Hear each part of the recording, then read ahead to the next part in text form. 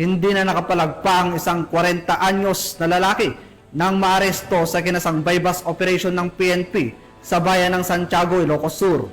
Ang report mula kay Police Corporal J.R. Del Mendo.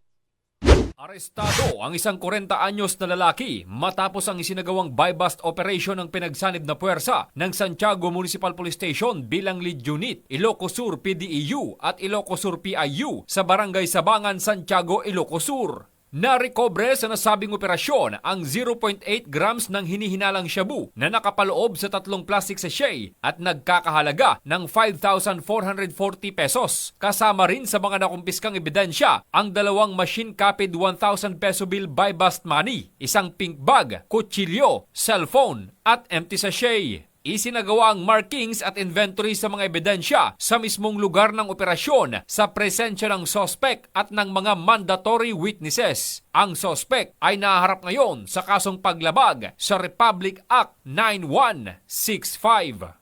Mula dito sa Ilocos Region, ito ang inyong PNN Correspondent, Police Corporal J.R. Del Mendo, alagad ng batas, taga-taguyod ng Balitang Pulis.